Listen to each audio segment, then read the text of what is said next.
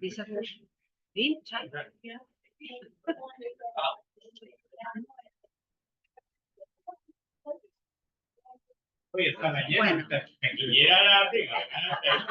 Bueno.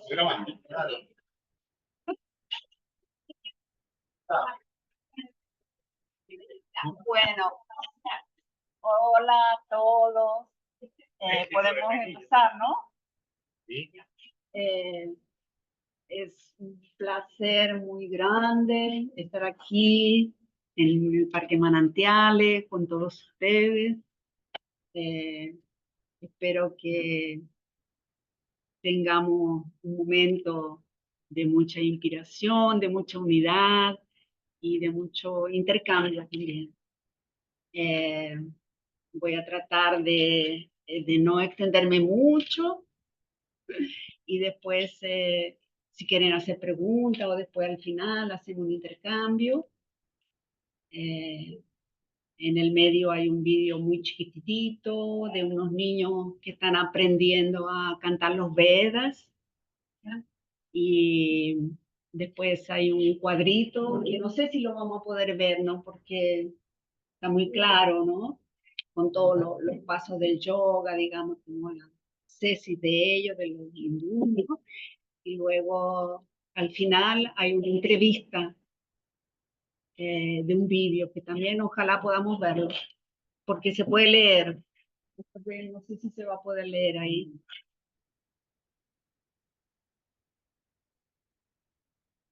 Entonces, de un estudio que yo vengo haciendo ya de hace varios años, ¿no? El estudio es sobre el Vedanta Advaita. La verdad que es una introducción al Vedanta Advaita, ¿no? Porque son muchos diferentes hindús que desarrollan el Vedanta Advaita y cada uno de ellos tiene diferentes formas de entrada. Entonces mi interés era justamente investigar la experiencia de contacto con lo profundo de ellos, ¿no? Su camino, su modo de entrada. Y el punto de vista era también detectar aspectos de la disciplina mental y cotejarlos con mi experiencia. Yo tomé un poco el histórico de dónde comienza el Advaita, ¿no? Y un poco contexto, y luego yo elegí dos neo-Advaita para estudiar, ¿no? Que son más cercanos a nosotros y son muy similares uno al otro. Eh, entonces, bueno, este tema admite mucho más desarrollo, profundización, entonces por eso digo es una introducción. Entonces, el Advaita Vedanta es una línea, ¿no? del hinduismo que tiene por objetivo llegar a la experiencia de contacto con el sí mismo. Entonces, un intento de trascender el yo y producir la suspensión. La forma de ellos es que van primero diciendo lo que yo no soy. Entonces van descartando, así como el budismo que va profundizando, ¿no? El observador. Entonces, eh, no soy el cuerpo, no soy los sentidos, no soy la memoria, ¿no? Todo lo que yo pueda percibir y aparecer delante de mis ojos, no soy, porque hay alguien que está viendo todo eso, ¿no? Eh, entonces, una de las formas de entrada que en la pregunta, ¿quién soy? Y Ramana Maharshi es un maestro, un santo súper reconocido allá en India, ¿no? Que la verdad, él es el maestro del silencio. Lo que al más le gustaba era trabajar con el silencio. Y él estuvo como 15 años en silencio, viviendo en una montaña sagrada, Arunachala, en el sur de India, en una ciudad que se llama Tiruvannamalai. Y él vivía en una cueva, sí, en medio de la roca, cavó un poco la roca y vivió ahí como durante 15 años. Y después empezaron discípulos y él empezó a hablar y él transmitía su experiencia y le gustaba estar en silencio. Entonces la gente venía, lo visitaban y hay muchos testimonios que a través de la presencia de él, de sentir la presencia del otro, de la mirada y la experiencia que él estaba inmerso, que transmitía al otro y el otro lograba entrar a experiencias más profundas, de contacto con lo profundo. Pero había mucha gente que no conseguía sintonizar con ese silencio, ¿no? Entonces él creó una forma de meditación, de una especie de autoinvestigación, ¿no? Y preguntándose quién soy, who I am. Entonces, la idea es esa, de ir profundizando, ¿no? Hasta ir viendo que, y cayendo en cuenta, primero, no solo el cuerpo, que la conciencia se identifica mucho con el cuerpo, ¿no? Y con todas esas definiciones de siempre querer ser algo, siempre querer ser alguien, ¿no?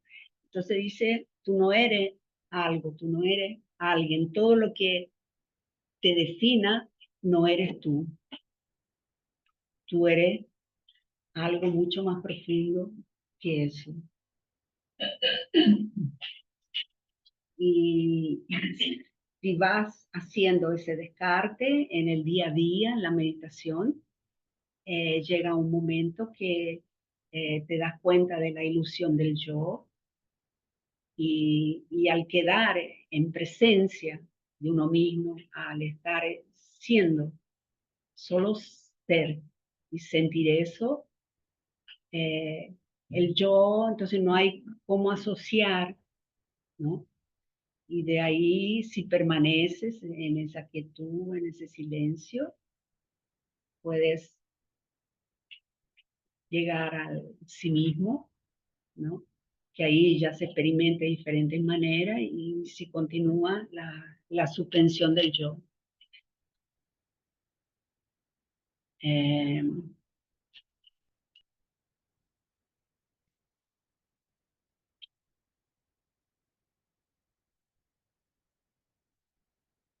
la persona que consolidó el Vedanta Advaita es Adi Shankara. Eh, entonces, la propuesta de ello es que todo lo que nosotros percibimos en nuestra conciencia, los niveles que estamos, en vigilia ordinaria y todo eso, es la dualidad. Entonces, nosotros vivimos en la dualidad, ¿no? Alto, bajo, noche, día, todo eso. Entonces, eh, la propuesta es justamente transferir el observador a una cierta profundidad donde uno va llegando a la unidad, donde se va uniendo, ¿no? Se va llegando a la unidad y luego de ahí continúan más hacia lo profundo. Lo profundo, ellos lo llaman Brahma para ellos, que es lo sagrado, que es lo divino, ¿no? Y Brahma para ellos tiene un concepto también que no puede ser apresado por la conciencia. ¿no? Está mucho más allá de la conciencia. No tiene tiempo, no tiene límite, no tiene espacio. Eh,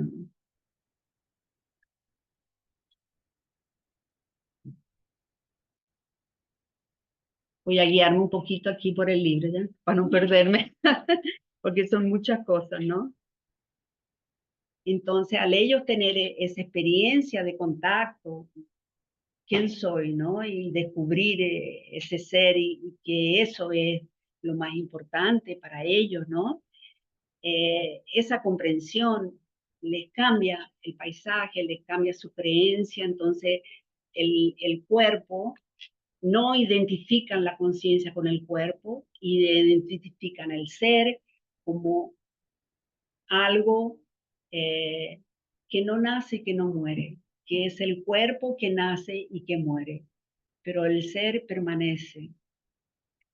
Y entonces Shankara, lo que trae él es la unión, ¿no? De lo profundo de Brahma con el Atman, ¿no? El individuo, el alma, ¿no? O el ser. Entonces él dice que son uno, que no son separados. Entonces que llega hasta tal punto que solo se habla de una unidad, ¿no? Y que todo lo que se expresa en esta dualidad es Brahma expresándose. Entonces, Brahma es lo uno sin segundo. No hay un segundo, ¿no? Hay una unidad en todo, en todos los seres. Eh, y entonces cuando tienen esa experiencia, se les produce un cambio en su paisaje de formación, en sus creencias, y, y empiezan a vivir desde otra profundidad. Eh, Adi Shankara es del 788 más o menos al 820, ¿no? Eh, su, Él tuvo un gurú, ¿no? Él fue discípulo de Govinda, pero hay otro anterior que sería como el abuelo de él, que se llama Guapada, del siglo sexto, séptimo, después de Cristo, ¿no? Y la verdad, ese abuelo filosófico de él, que produjo unos escritos que se llama Karika.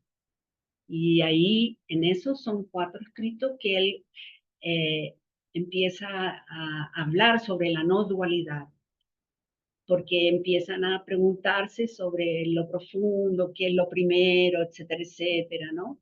Y empiezan a filosofar y a buscar experiencias. Entonces ahí él plantea que el ser humano es inmortal y varias cosas así, ¿no? En el anexo hay un poquito del Cáricas, ¿no? Porque son muy extensos y eh, entonces había una crisis en India en ese momento. Los brahmanes, los sacerdotes, eran los únicos que podían hacer la ceremonia en los templos y hacer esa conexión con lo sagrado, ¿no? A través de sus rituales y sus cosas, nadie más podía hacer eso. Y había mucha como corrupción entre ellos, ¿no? Y luego los Vedas estaban muy amplios, todas las producciones, los Upanishads, y uno se contradecía con el otro, porque eran interpretaciones o experiencias, ¿no? De diferentes eh, sabios, de diferentes buscadores. Entonces era una confusión para la gente. Y al mismo tiempo venía creciendo en India el jainismo y el budismo, que son la filosofía de no violencia. Entonces el hinduismo estaba en crisis. Y de ahí entonces Shankara, que es considerado como el mayor filósofo de India, eh, ¿qué hace?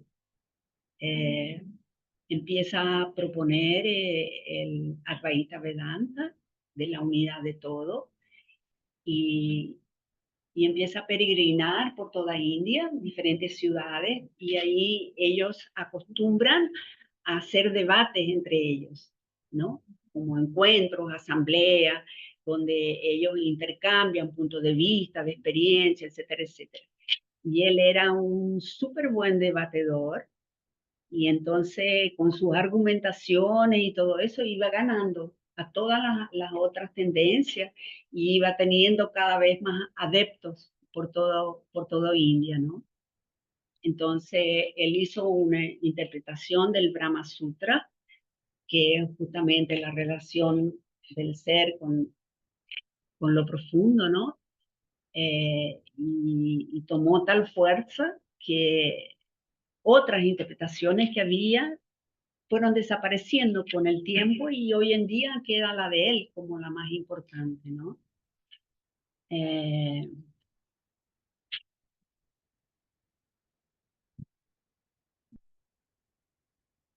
entonces, Shankara, él privilegió los textos, el de los Upanishads, más que de los Vedas. Él tomó los Upanishads como la máxima revelación divina, ¿no?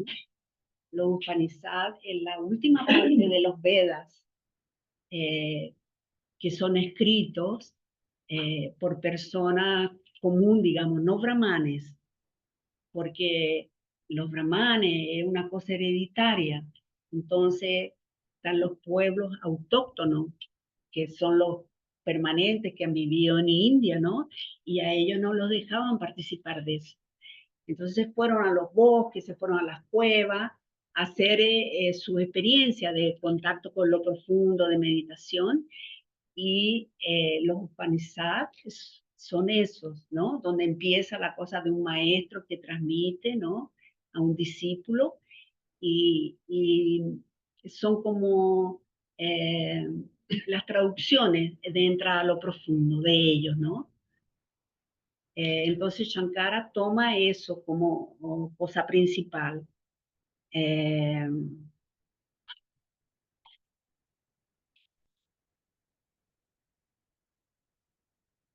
bueno, él también hizo una interpretación del Bhagavad Gita y creó un manual de instrucción eh, para la conducta en los mundos, hizo también un manual para toda la formación de los brahmanes, varias cosas, ¿no?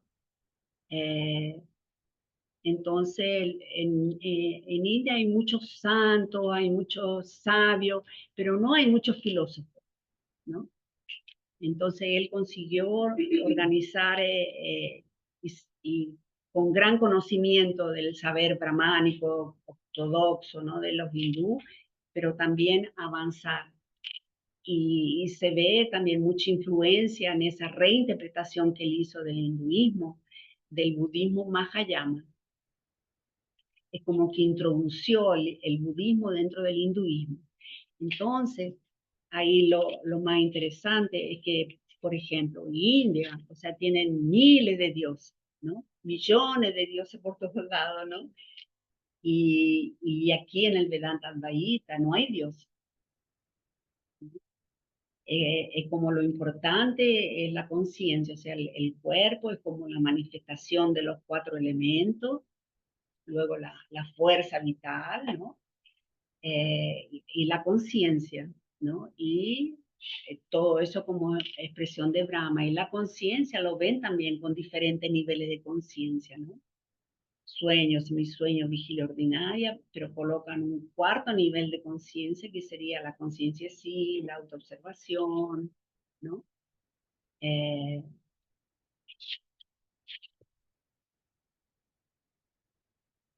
entonces, eh, Shankara, él se encuentra con todo eso, ¿no?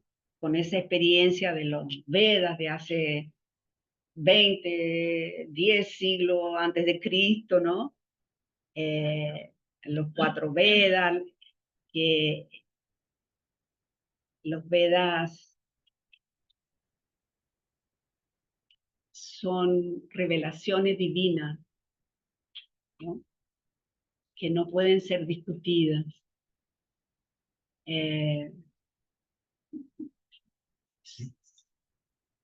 Que son recibidas por inspiración, ¿no? Pero, y luego ellos tienen otros textos de comprensión, de interpretación, que es como los Vedas en el oído, y esos otros textos es como la memoria, ¿no? Los Smirt, donde tienen ideales de conducta, lo social, establecen directrices de las prácticas, ¿no? Toda la herencia mítico-religiosa del hinduismo, bueno, tienen después otros que son las leyes, con todos los códigos de la ley de Manu, luego los relatos épicos, ¿no? Eh, del Ramayana y el Mahabharata, en fin. Entonces le hereda toda esa grandeza, ¿no? Del hinduismo, ¿no?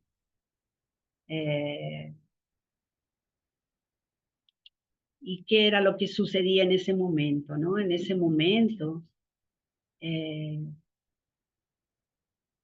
se hacían los rituales en los templos y era la casta sacerdotal de los brahmanes quienes realizaban eso. Lo más importante eran los movimientos que ellos hacían alrededor de los altares y la palabra. Entonces la palabra, lo que ellos decían, era dotado de un poder cosmológico, no era un lenguaje cotidiano. Entonces ahí ellos cantan, recitan los Vedas en sánscrito, ¿no? Y ellos, a través del significado y a través de todo eso que ellos van cantando y van haciendo los ritos y todo eso, ellos van trayendo lo sagrado al presente, ¿no? Junto con la gente que está participando, ¿no? Y la idea es conectarse con eso y traer el rito primordial de la creación en ese momento. Entonces, todos sus pedidos y sus cosas no es una sumisión a un Dios que le está pidiendo, ¿no? Sino que Él está haciendo todo para resonar, para tomar contacto con eso y traer y tener la experiencia, ¿no? De lo sagrado. Eh,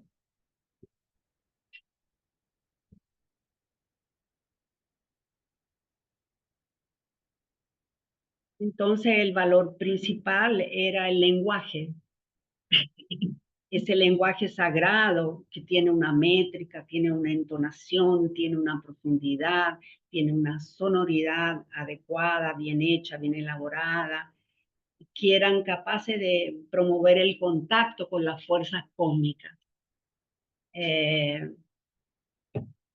Eso que tenía el poder, ¿no? Y traía la verdad del ámbito sagrado. Eh,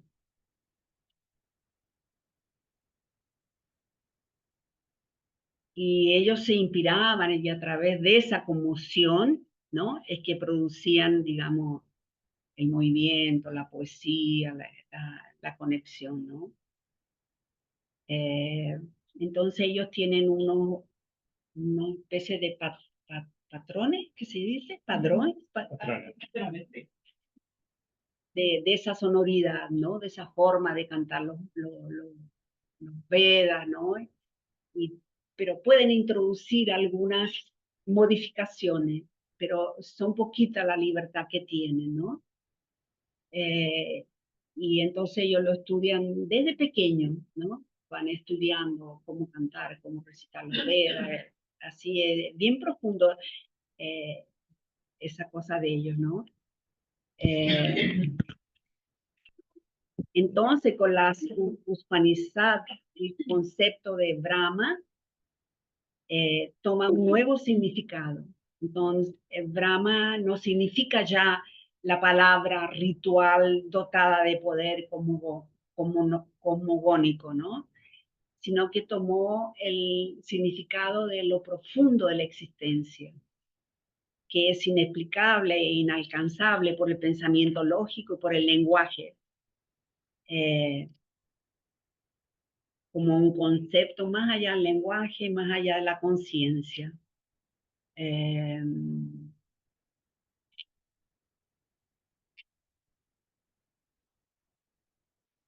entonces, Tengo una consulta, pero me perdí un poco. Lo que tú describes antes, cuando ellos van recitando y van haciendo y tienen una cierta métrica y todo eso, esos son los brahmanes. sí, Ya, todo lo que tú describes es lo brahmánico. sí, Y lo último es lo que ellos introducen dentro de eso, en que van a lo profundo, y no tanto a que lo sagrado viene porque dices no sé qué palabra en su parte. sí, Perfecto, ya, ahí. ¿ya? Aunque independiente de este cambio que hizo Shankara, ¿no? En India se continúan haciendo todos esos rituales, ¿no? También como lo hacían antiguamente, ¿no? Eh,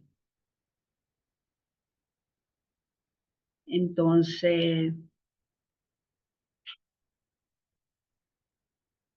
aquí Shankara dice que para alcanzar el conocimiento de Brahma, el hombre debe evolucionar cognitivamente y vivencialmente. Entonces ahí ellos empiezan a buscar la experiencia de contar. Eh, y que es necesario que se comprenda Brahma y al tener esa experiencia se liberan de las categorías dualistas y relativizada del pensamiento común y vivencian su identidad con Brahma, ¿no? A través de las prácticas meditativas del yoga y las prácticas psicofísicas, ¿no? Eh, entonces ahí hay como un salto evolutivo, ¿no? De lo que para ellos era lo sagrado antes a lo que es lo sagrado ahora, ¿no? Eh,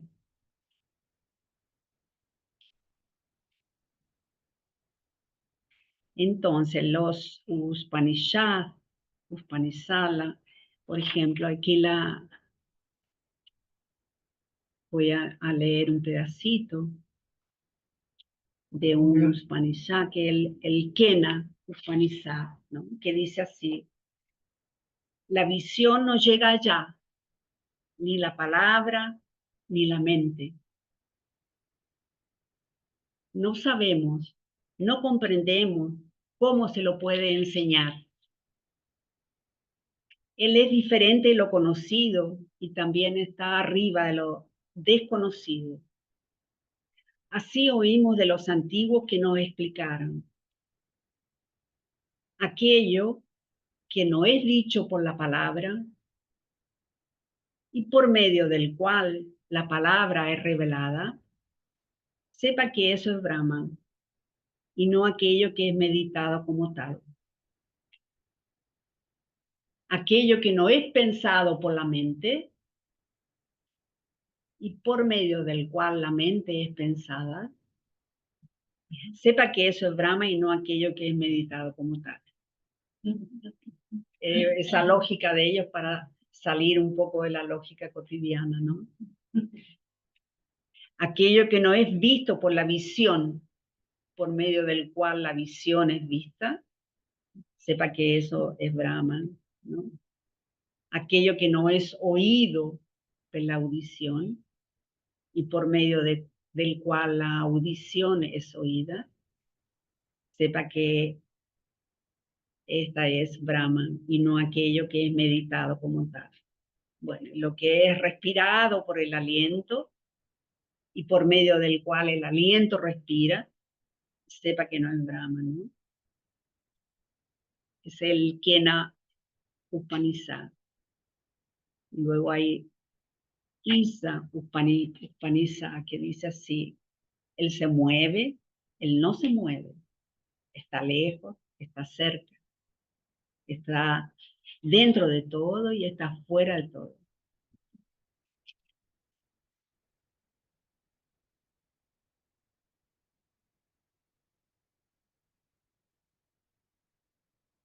Entonces, aquí Brahma para Shankara es la última realidad existente en sí y para sí mismo.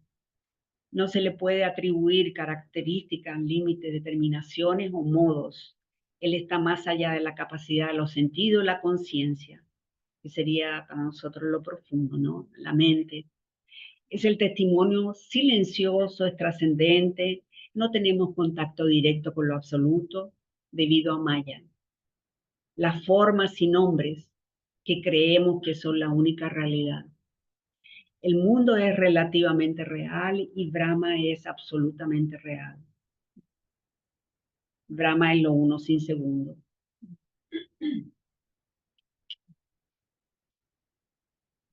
Entonces, aquí, como les comenté, yo hablo sobre Sri Ramana Maharshi, que es del sur de India, Tamil Nadu, del 1879 a 1950. Entonces ya les conté eso, que el maestro del silencio, todas esas cosas, el sabio, ¿no? Y yo tomo también a Sri Nisargadatta Maharaj, que él es del 1887 al 1981. Él nació en Bombay.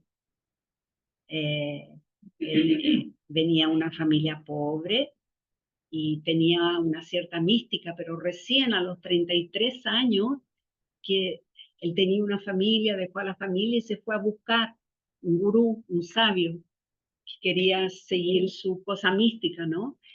Y ese gurú, que sería su maestro, le dijo, lo más importante es dedicarse a descubrir quién soy.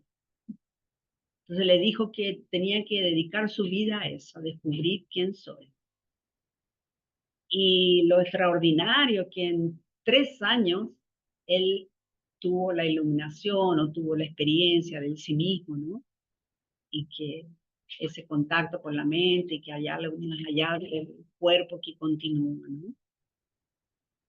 Él tenía un departamento muy chiquito en la afuera de Bombay y él transmite esa sabiduría a través de la fuerza de su palabra, el debate, pero él también hace entrada con mantra y también con la autoindagación. Es similar a Ramana, ¿no? Tienen conceptos, algunos bien poquitos diferentes, ¿no? Eh, recibía gente de toda India y de todo el mundo, no entraban más de 30 personas y había uno que lo traducía, ¿no? Porque en India hay muchos dialectos y todo eso, y entonces hay un libro como de 500, 600 páginas del Maharaj que se llama Lo que soy, y de Ramana y otro libro como de 500 páginas que es ¿Quién soy? Que son todas las traducciones de todas esas preguntas y respuestas de la gente que lo veía, lo visitaba, ¿no?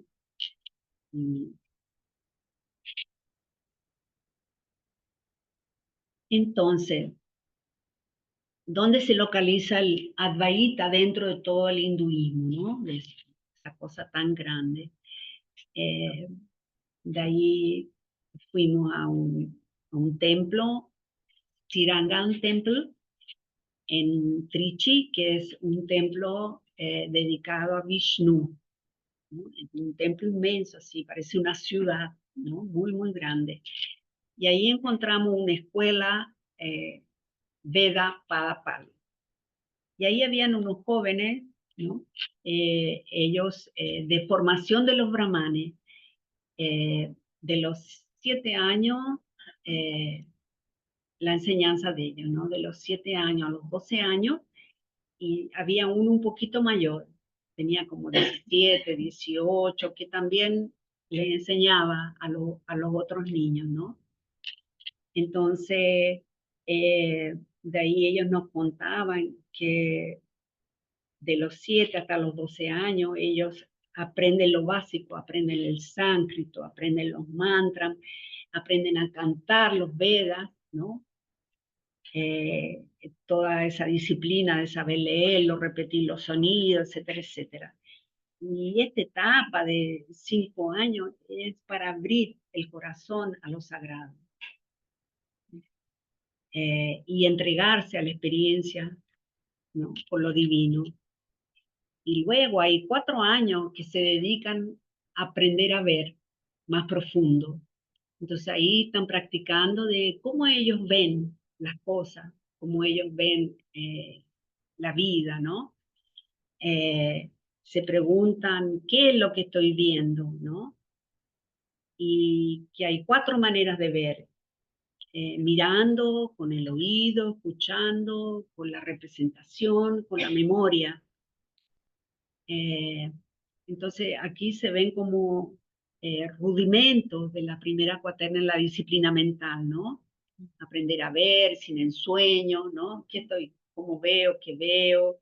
Eh, Reconocer los diferentes sentidos, actuando en la conciencia, cómo la conciencia estructura, ¿no?, las ilusiones y la acción de la memoria y de la estructuración de la conciencia, ¿no? Eh, y de ahí ellos comprenden que hay diferentes interpretaciones de la conciencia. Se van profundizando un poco, ¿no?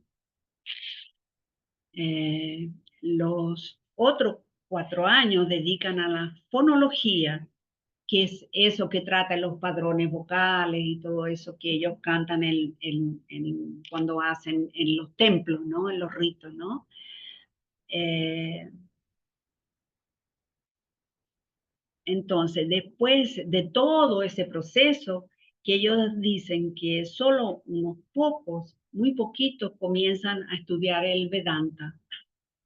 Y después viene el Advaita. Pero son muy pocos los que llegan allí. La mayoría de ellos se casan o trabajarán como profesores o en los templos. De ahí le preguntamos si él tenía la experiencia, ¿no?, de contacto con Brahma y todo eso. Y él decía que mientras hacían toda esa enseñanza, ese aprendizaje, le sucede por accidente, pero que cuando están en los templos haciendo las ceremonias, sí, le sucede más seguido en la experiencia de conexión, ¿no? Y le preguntamos, porque para ellos entienden eso, si uno le habla del centro, ellos entienden lo que es el centro, ¿no? De uno estar en el centro y estar conectado, ¿no? Cómo él hacía para no salirse y mantenerse en el centro, ¿no? Entonces él dijo que él practicaba 3 veces al día la respiración pranayama durante media hora. Entonces ya ahí, esa que hace así, suelta por acá, no sé si la conocen, ¿no? Todo un circuito, ¿no?, que te va ayudando a ampliar un espacio de silencio adentro y, y, y luego emocionalmente y mentalmente va produciendo un placer que te gusta volver a eso, ¿no?, volver a ese silencio, ¿no? Entonces, aquí tenemos un vídeo de los niños enseñándole. Ahí mismo en ese templo vimos a un maestro enseñándole a un niño cómo cantar los Vedas, ¿no? Y todos los días los niños se pasan no sé cuántas horas repitiendo, repitiendo en sánscrito. No sé si se va a escuchar.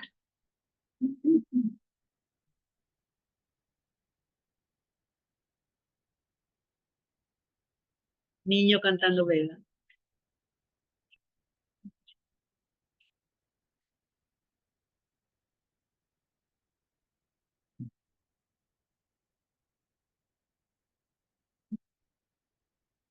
Un poco,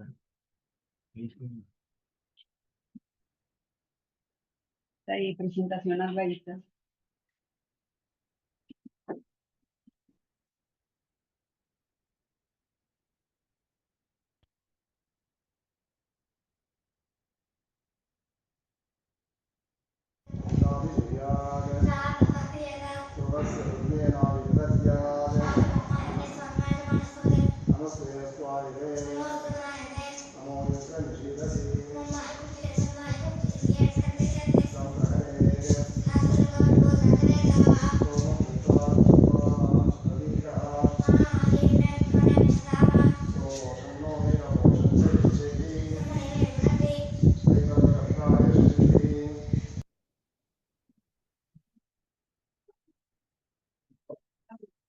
Bueno, chiquito. Voy a ponerlo de vuelta.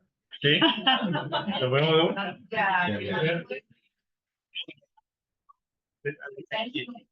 Que los amplificadores no están funcionando bien. Lo tenemos solamente acá.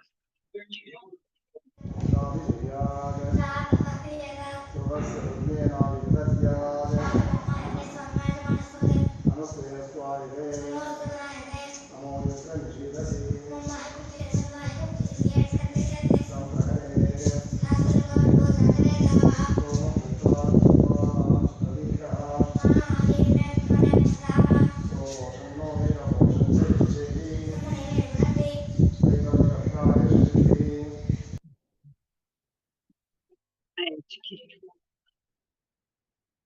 En el ashram de Ramana hay un montón de niños y hay algunos adultos también, ¿no?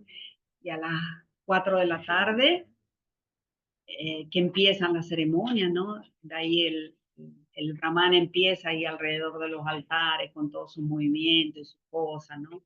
Lavando el Shivalingan con los 4 elementos, leche, no sé qué, y los niños empiezan a cantarse, que son un montón, son como 15, entonces una cosa así impresionante, y cada uno tiene un tono diferente, ¿no? Entonces, muy, muy lindo. Entonces, ahora no sé si los vamos a ver ahí el cuadrito que dice del yoga, ramas del yoga.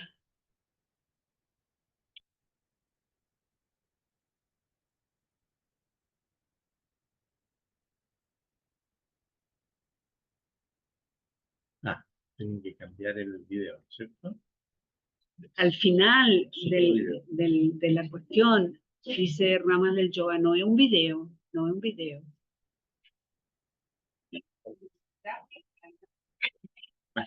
Ya, espérate.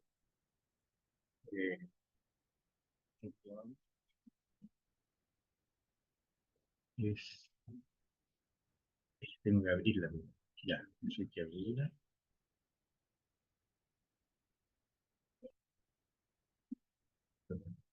A ver.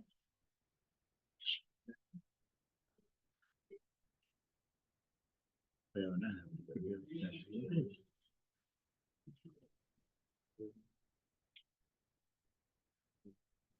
Bueno, era un cuadrito donde que un cuadrito que hizo Ramana. ¿Cuál sería? El último acá, Yoga PDH. ¿Este? Sí.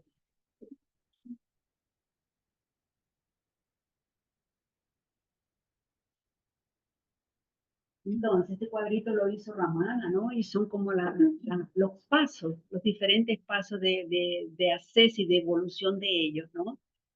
Que para nosotros los conocemos, pero es una mezcla, ¿no? Entonces, el primero es llama, que se refiere al cultivo de los principios de la buena conducta, como la no violencia, la verdad, el, el celibato, la no posesión, trabajar eso, ¿no? En su cotidiano, ¿no? Es el llama, ¿no? Puedes pasar al otro, porque aquí están todos, ¿no? Este es el que acabé de decir, ¿no? El llama. ¿Puedes pasar al otro? Ni llama, ¿no? Se refiere a la observancia de reglas de buena conducta, tales como la pureza, alegría, austeridad, el estudio de los textos sagrados y la devoción a Dios. El propósito de llama y niyama es la obtención de todas las buenas vías abiertas a aquellos elegibles para mosca, la liberación, ¿no? Entonces esos dos pasos es como la condición, la preparación, ¿no? Luego está asana. Entonces ahí ya son las diferentes posturas corporales, 84 son las principales, ¿no?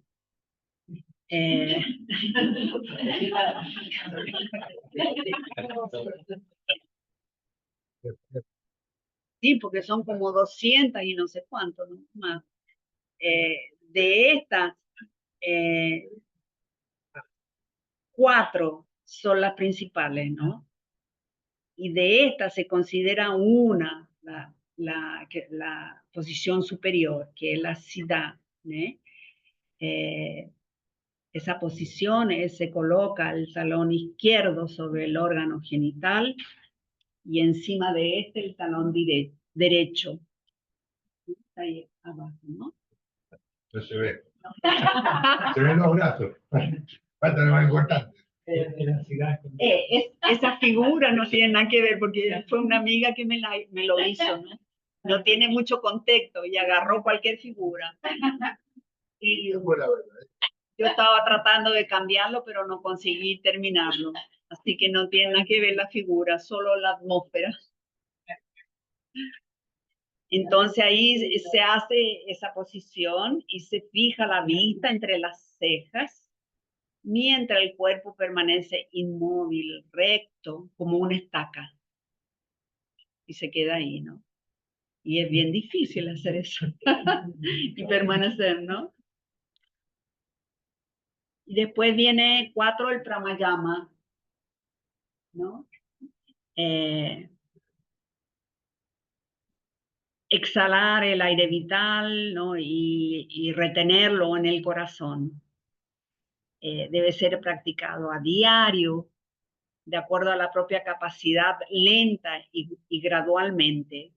Entonces surge en la mente un deseo de reposar en la felicidad, sin movimiento. Después de esto se practica el Pratyahara. ¿En qué consiste el 5º paso? Regular la mente impidiéndola de fluir hacia los nombres.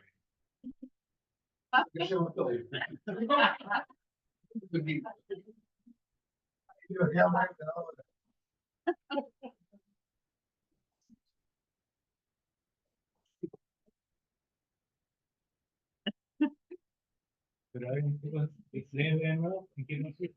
Consiste en regular la mente impidiéndola fluir hacia los nombres y formas externas. La mente que hasta entonces había estado distraída deviene bien controlada.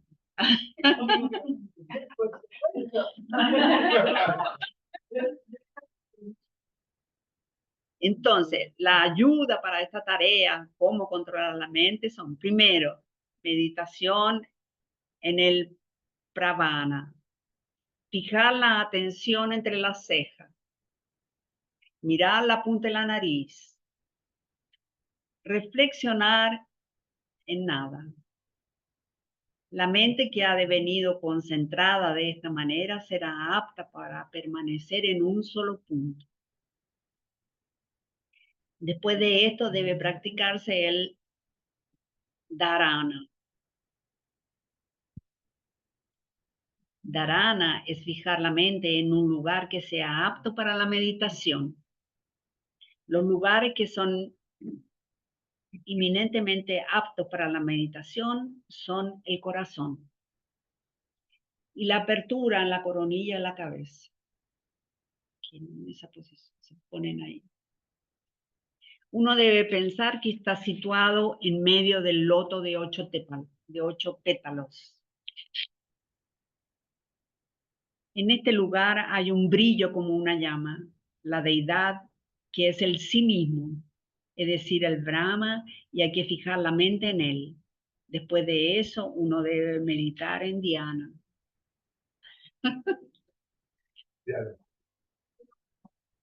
Dhyana. Esta es la meditación a través del pensamiento, yo soy él. Entonces es como un mantra, ¿no? Yo soy Brahman, yo soy él. De que uno no es diferente de la naturaleza de la antes dicha llama. Llegó a un silencio, llegó a una cierta luminosidad, entonces ahora empieza a fundirse como con eso, ¿no?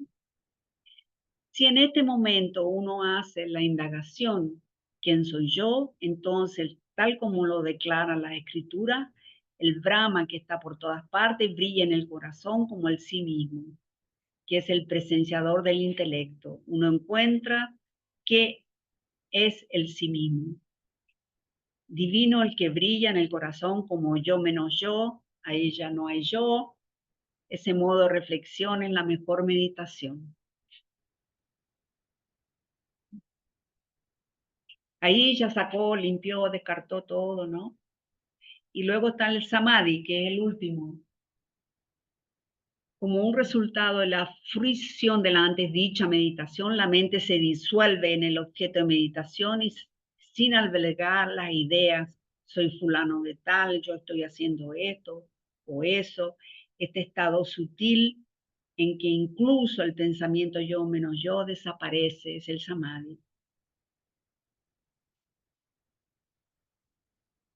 Si uno practica esto todos los días, procurando que no sobrevenga el sueño profundo, Dios le conferirá a uno pronto el estado supremo de quiesencia de la mente tranquila, ¿no? Donde hay quietud, pero hay también movimiento propio, ¿no? No de uno.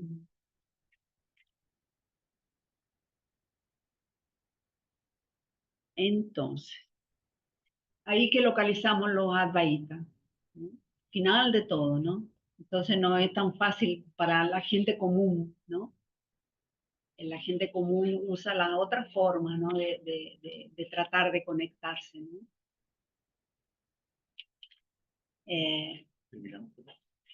Termino, sí. Gracias. No, no terminé. Termino el cuadrito, pero si quieren hacer un descanso. Sí. Ah, sí, si quieren hacemos descanso. Sí, sí, sin problema. ¿Quiere hacer un break? ¿Ah? ¿Un break? Sí, no para.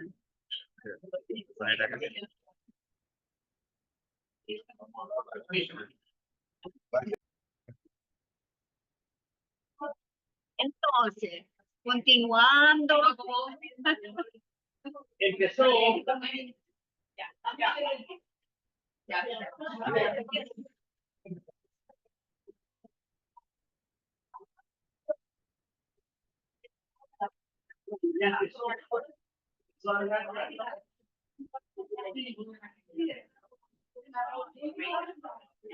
Entonces, el propósito de los advaitines es realizar en sí mismo, ¿no?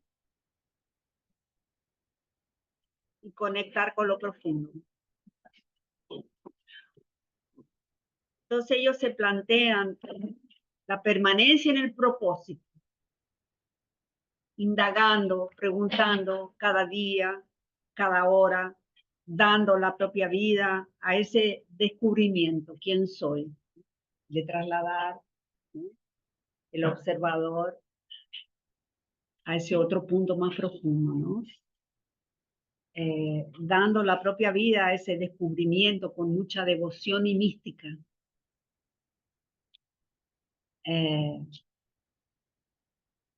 Aquí yo pongo una pequeña notita que voy a leer de Silo, ¿no? De Psicología, Apunte Psicología 3, donde dice, lo profundo, también llamado sí mismo, es en algunas corrientes psicológicas contemporáneas, no es exactamente un contenido de conciencia. La conciencia puede llegar a lo profundo por un especial trabajo de internalización.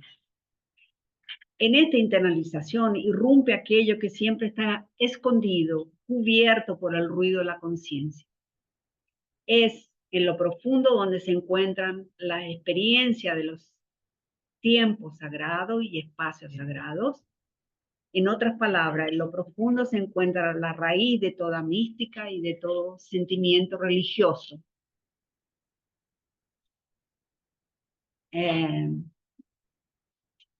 Ahora voy a ver algunos parágrafos de Ramana y de Nisargadatta como para ver la atmósfera, ¿no? De cómo ellos trabajan un poquito, ¿no? Entonces, ¿se está escuchando? Sí. Aquí Ramana dice, la atención significa interés y también amor. Para conocer, para hacer, para descubrir o crear, usted debe entregar su corazón a ello, lo cual significa atención. Todas las bendiciones fluyen de ella. Dedique su atención a lo más importante en su vida, usted mismo. Usted no se presta ninguna atención a usted mismo. Su mente está toda con las cosas, la gente, las ideas, nunca con usted mismo. La conciencia es la inquietud misma. Conciencia quiere decir perturbación. La inquietud misma es la conciencia. Todo lo que ella conoce es la inquietud, con sus múltiples modos y grados. Es el hecho de tomarse a usted mismo por lo que usted no es, lo que lo tiene atrapado. Más allá del sí mismo está lo no manifestado. Abandone todas las preguntas excepto una: ¿quién soy yo? Después de todo, el único hecho del cual está seguro es de que usted es. El yo soy es cierto, el yo soy esto no es cierto. Esfuércese en encontrar lo que usted es en realidad. Para saber lo que usted es, primero debe investigar y conocer lo que usted no es. Descubra todo lo que usted no es. El cuerpo, los sentimientos, los pensamientos, el tiempo, el espacio, esto o eso. Nada concreto o abstracto que perciba puede ser usted. El acto mismo de percibir muestra que usted no es lo que percibe. Entonces aquí encontramos rudimentos de la disciplina mental sin pasos metódicos, donde la atención se va internalizando cada vez más profundo. No soy solamente el cuerpo, ¿no? Los sentidos, la primera cuaterna. No soy esto o aquello. Todos los objetos de conciencia, las tendencias de la memoria, el encadenamiento, ¿no? La segunda cuaterna. Quedar en presencia, ¿no? El registro de ser, uno y todo lo mismo, conectar con el sí mismo, con la mente, la espiritualidad, la tercera cuaterna.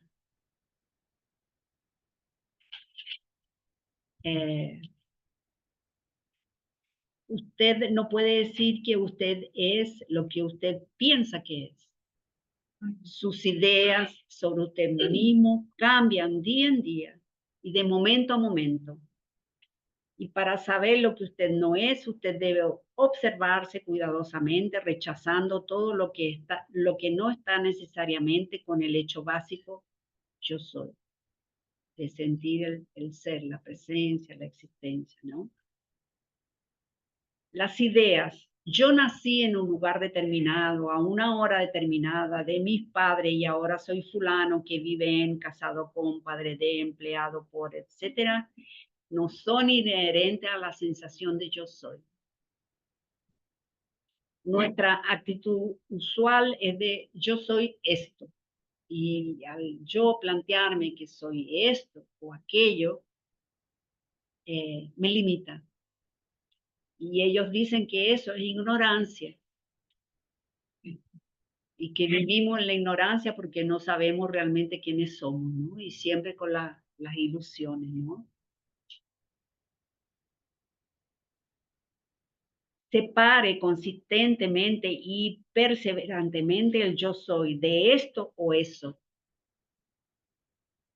Y trate de sentir lo que significa ser, solo ser, sin ser esto o eso.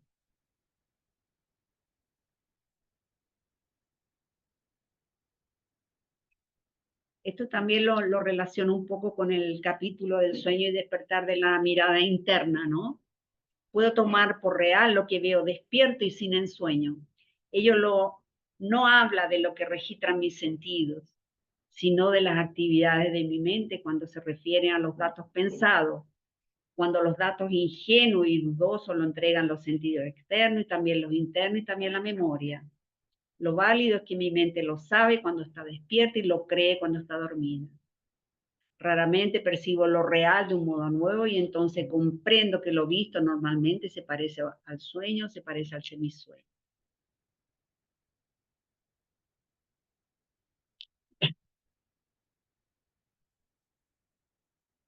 Bueno, todo eso ya lo dije. Aquí dice aquí.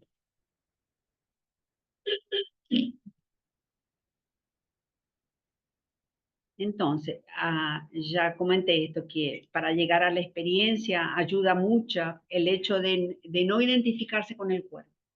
Nosotros identificamos soy conciencia cuerpo. Y ellos tratan de minimizar el yo, no reconociéndolo como hacedor, para poder silenciarlo, ¿no?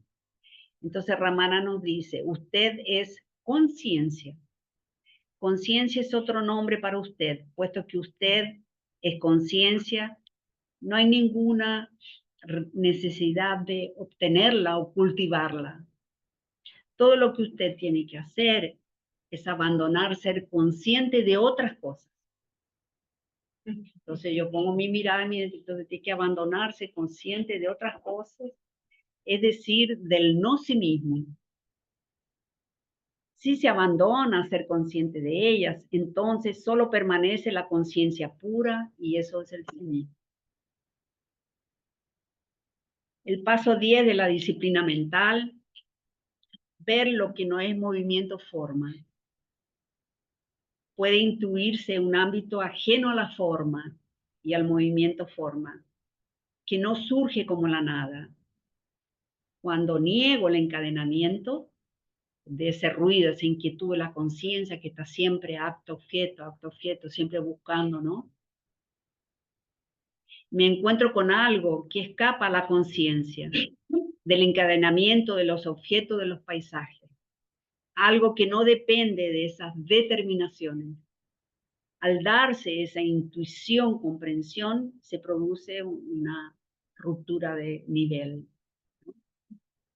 Entonces, en el movimiento forma una experiencia de descarte, lo que no, todo lo que no es, ¿no? Todo lo que es, las formas, ¿no? Todo ese encadenamiento, conciencia mundo, una estructura. Eh,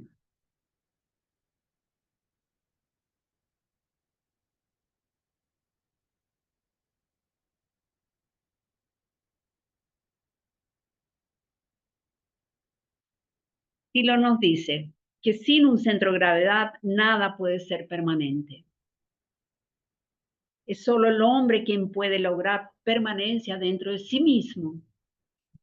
Y esto solo puede ser adquirido por las instancias de un trabajo interno o por las instancias de un gran amor.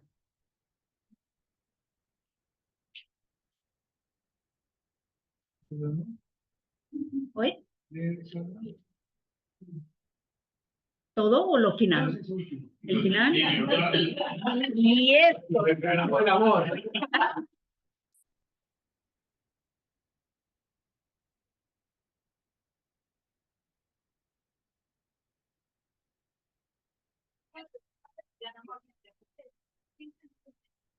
¿Oye?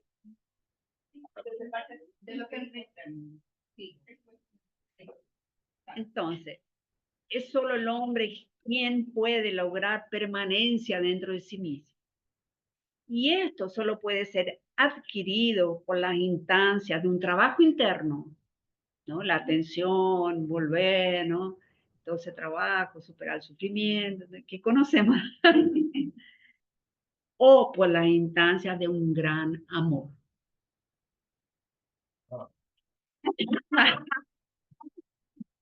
Pero no es ese amor referido a objetos ni a personas.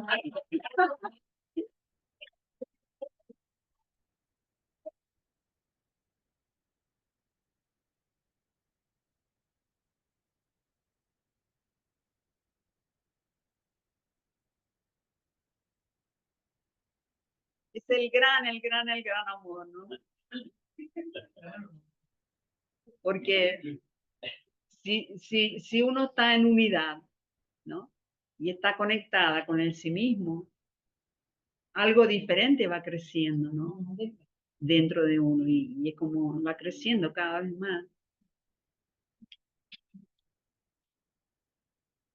Ese amor, ¿no? Entonces, en el estilo de vida, ellos tratan de ir internalizando el observador y permaneciendo allí hasta instalarse en el ser, en el estar siendo. ¿Oye? En su estilo de vida, se trata de ir internalizando el observador y permaneciendo allí hasta instalarse en el ser, ¿no? El observador adentro, quién soy, ¿no? ¿Quién mira? ¿Quién escucha? ¿Quién mira? ¿Quién siente? Hasta instalarse en el ser, en el estar siendo, ¿no? Como en el acto, estar en presencia, en silencio, solo siendo, hasta salir de las categorías de tiempo y espacio como lo registramos cotidianamente. Entonces, Ramana dice que la sensación interior de yo soy, hay que aferrarse a esa sensación tanto como fuera posible. Y que uno puede hacerlo mientras está trabajando en su familia, haciendo esas cosas, situarse, ¿no? En esa profundidad, ¿no?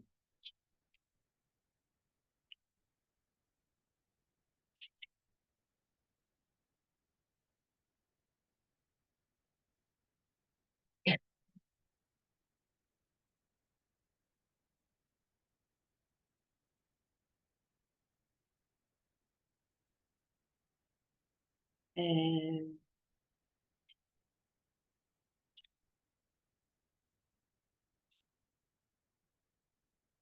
bueno, ahí hay otras cosas que luego ustedes pueden leerlo. Sí, sí, hay muchas cosas. Entonces, deja ver acá que hay.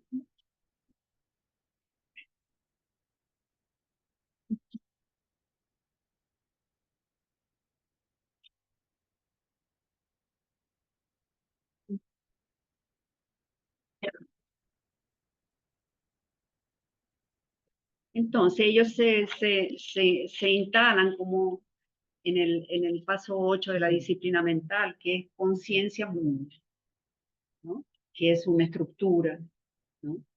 Entonces, en ese conciencia mundo, donde uno ve esa estructura, hay una presencia muy fuerte, ¿no?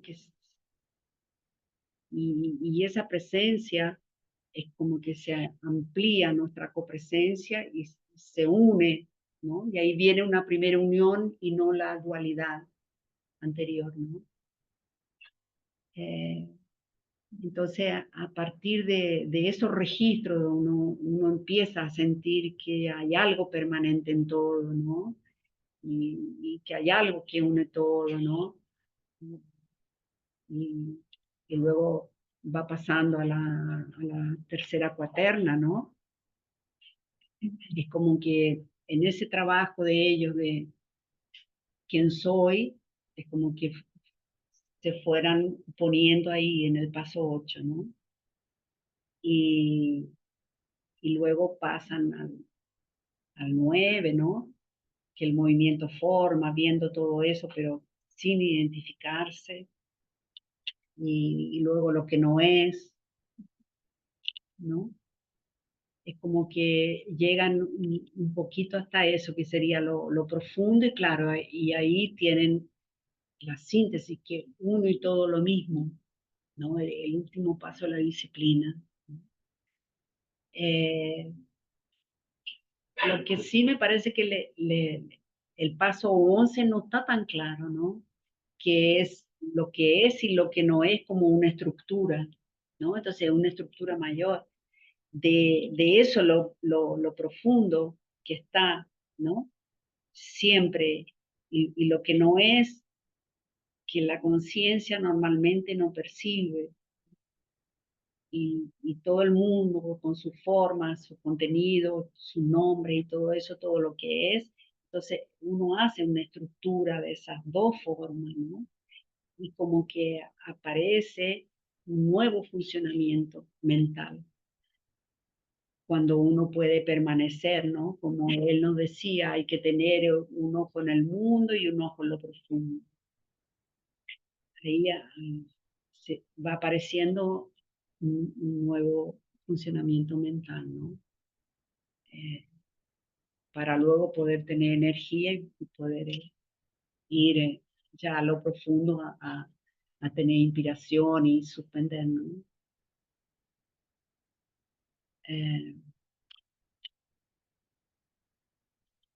Entonces sería eso un poco. Bueno, hay varias otras cosas que yo relaciono también de otros maestros, de otras disciplinas, y hay una síntesis también general, ¿no? Con otro aspecto, hay unas entrevistas, y, y ahora hay una entrevista de un vídeo, ¿no? Que hice en el Ar de Ramana con un inglés que hace muchos años que vive en Chile, en India, David Godman, que es muy reconocido por los hindúes ahí en el ashram de Ramana, que yo pregunté, ¿no?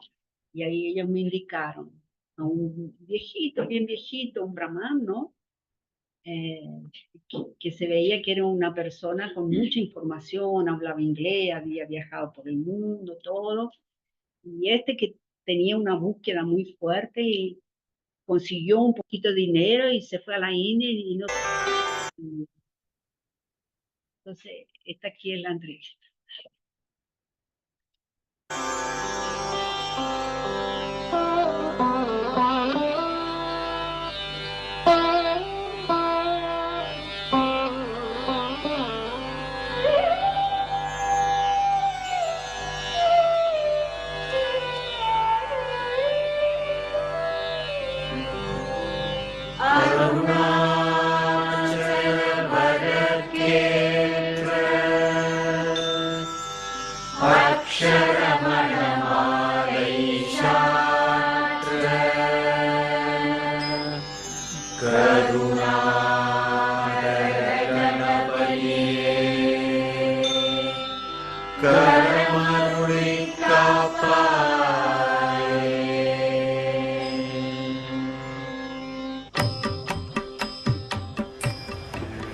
How is like kind of the process to get into the consciousness? That if you follow some kind of path. Has she been following Ramana's teachings? Does she know about them? Yes, So, I read Sankara, Ramana, and Nisargadatta and practice. Has she practiced self-inquiry, Ramana's teachings? Self-inquiry. ¿Qué? ¿Usted ha practicado self-inquiry? ¿Quién soy, no? Who I am? The purpose of asking who am I is not to get an answer that you think about or decide. So what Bhagavan is saying is that all the things that go on in your mind, everything you think, everything you perceive, the thoughts and the perceptions are coordinated by something inside yourself. And he said, to ask yourself who am I is to transfer attention from the object that you are thinking or perceiving, your thoughts, your memories, your perceptions, and instead put it on that thing inside yourself which is registering the thoughts and perceptions. Is that your idea Su idea of being a person de ser una persona can only exist solo puede if existir you are associating with thoughts and perceptions. si usted está asociado a If you are not having that association, then this I is just an idea that cannot survive by itself. So he said, if you take attention away from the things it wants to think about, the things which it perceives, and put attention just on this experiencing I, it cannot remain in isolation it has to sink and disappear. So the process of inquiry is to move attention from the object the mind wants to think about to the subject which thinks, and if you can stop it from making new associations, then it has to sink and disappear. But he said, if you have a job that requires your intellect, then when you go to work, put your full intellect on the job.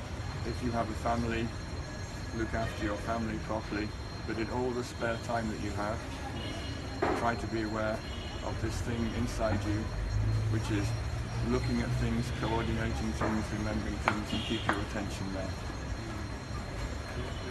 ¿Entendió? ¿Y de qué forma eso cambió la vida de él? ¿Cuál es su experiencia? That's a good question. It makes me very quiet, it makes me very peaceful, it makes me very happy.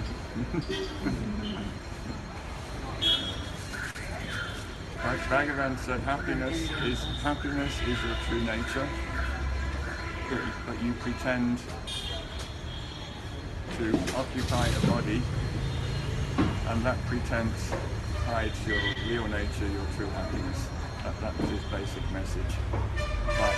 By thinking I am a person inside this body, you cover up the true nature of what you are, which is the happiness, the peace.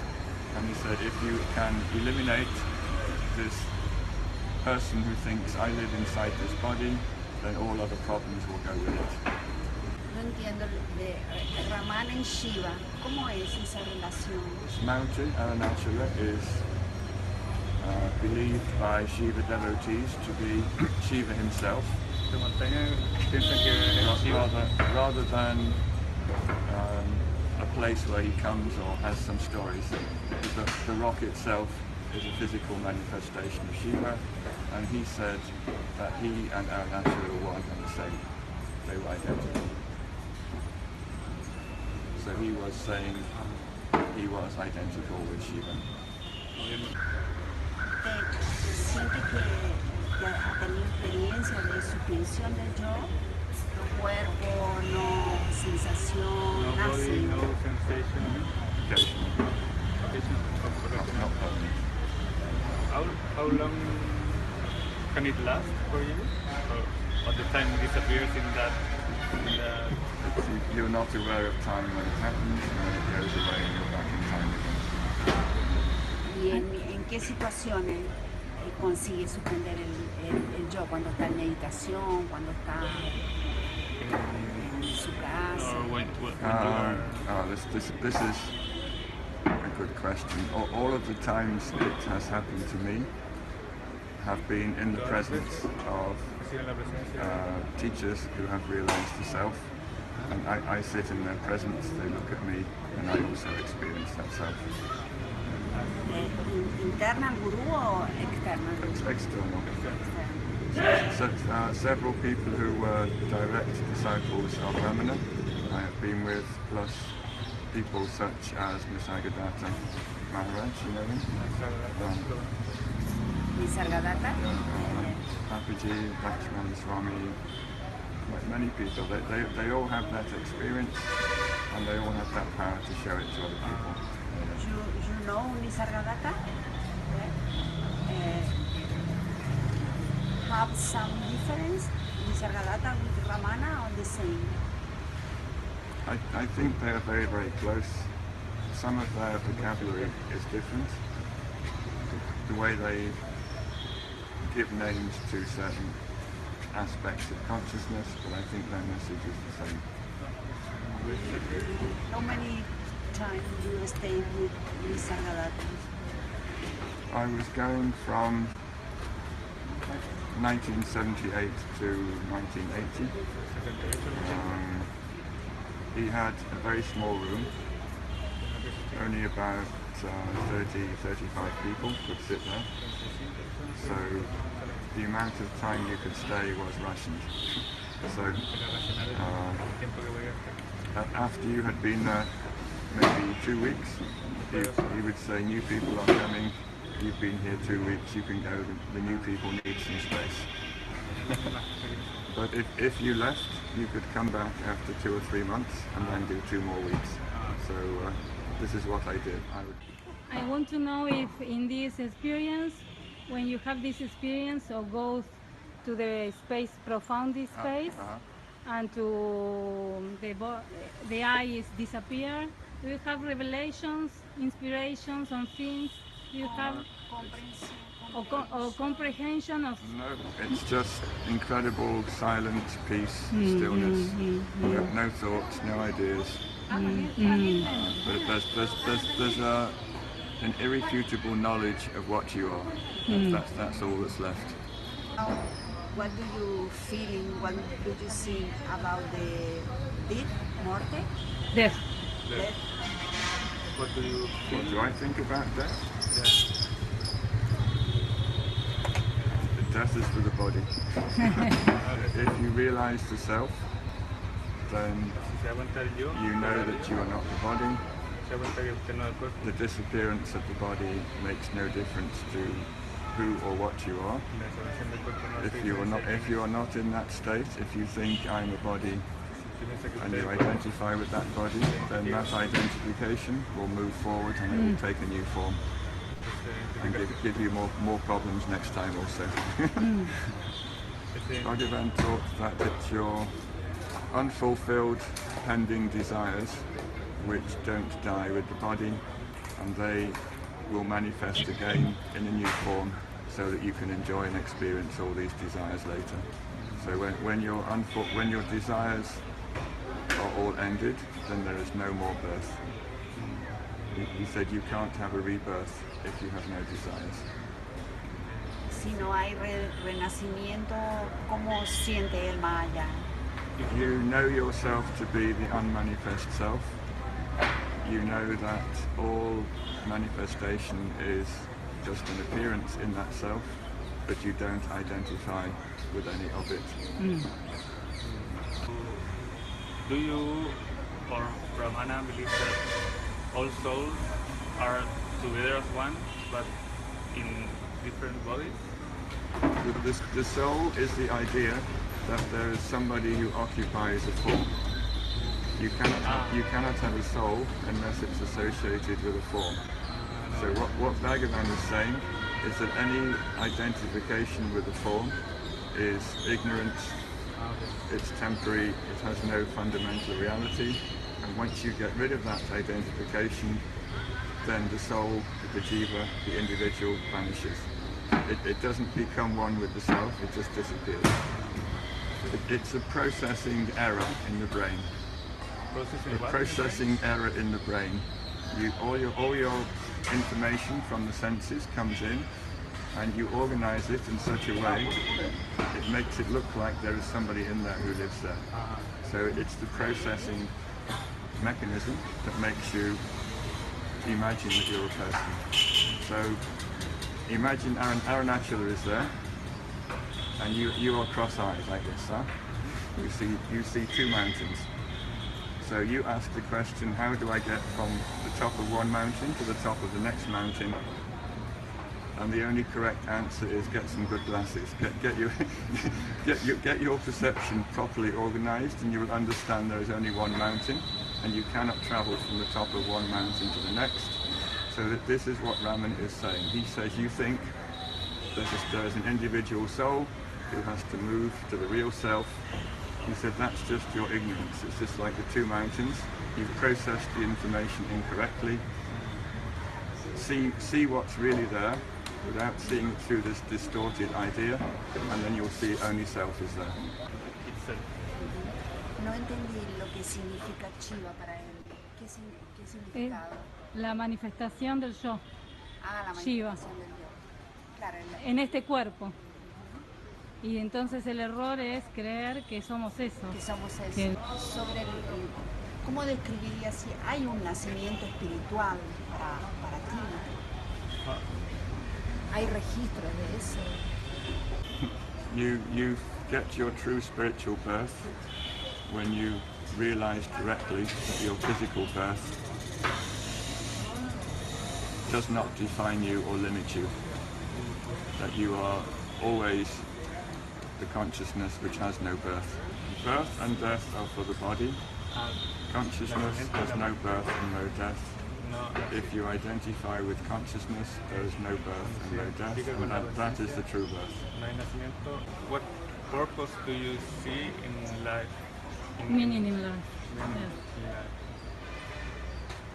life. Finding out who you really are is Encontrándose quién realmente the only worthy accomplishment, in my opinion. realmente vale la pena. Yes. Do you think this life is for this? It's the only occasional opportunity you get to do this. Es una oportunidad. It's possible to reach this consciousness awareness without a spiritual teacher. There is a power in someone who is in this state, and that power can show it to you. Alguien puede By yourself, it's very difficult to find it. But you need someone who has realized the self, who stays permanently in that state, and who also has the capacity to show it to other people. That's a very rare combination. You would read some books from this teacher. It would be difficult anyway if you read books but you don't read them. And you understand the books. If you understand the words, and those words have come from somebody who has had the experience, then there is a power in those words, and just reading those words can transmit some of the power of the teacher to you. So they put some power into their teachings, and if you allow those words to settle in the right place inside you, then the power of the teacher is coming into you through their words. How do you feel love? I think Bhagavan would say that love for something or someone is desire for an object, and that again, that reinforces your idea that you're a person inside a body. He said when you know yourself to be yourself, then he said that's the true love, because there is no object separate from yourself, which is the recipient. It's not directed towards anything or anyone. It's the state of knowing yourself is love itself. How do you experience this love? If it's possible to explain. By eliminating the individual I. Eliminando el yo. When the individual I is absent permanently, then only love remains. Could you describe this love? How you feel it? No.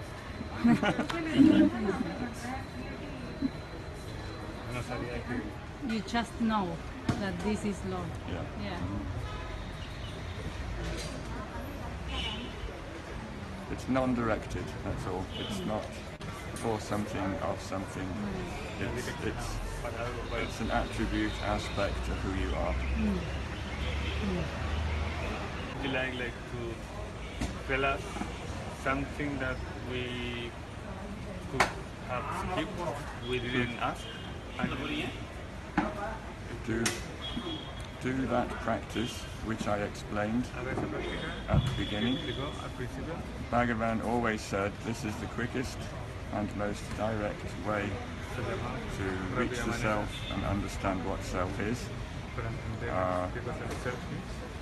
He said everything else is indirect.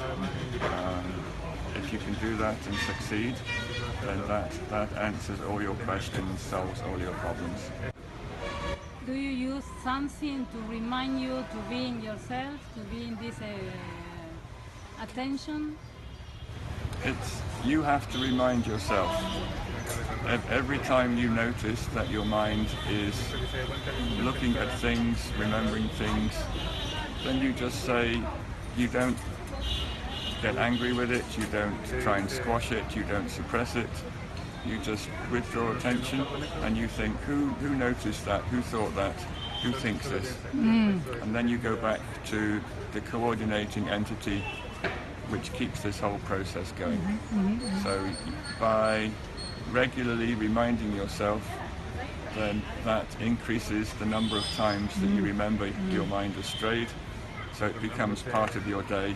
You're always looking at things, going back to the one who looks, remembering things, going back to the one who remembers. It becomes part of your day.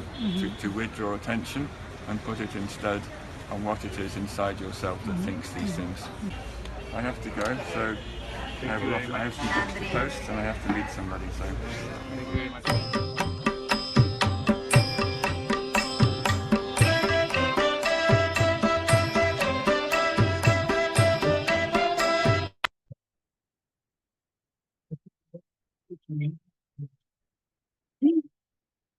Tiene el libro. Acá ya. Tengo Aquí.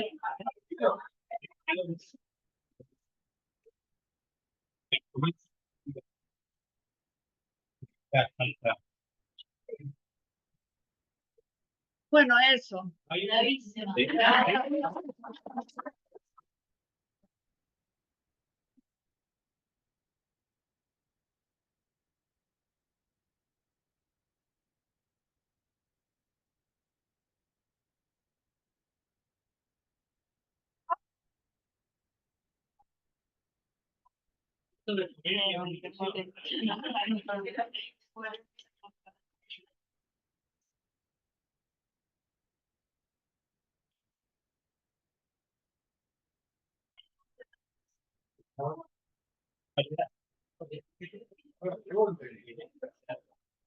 Pregunta.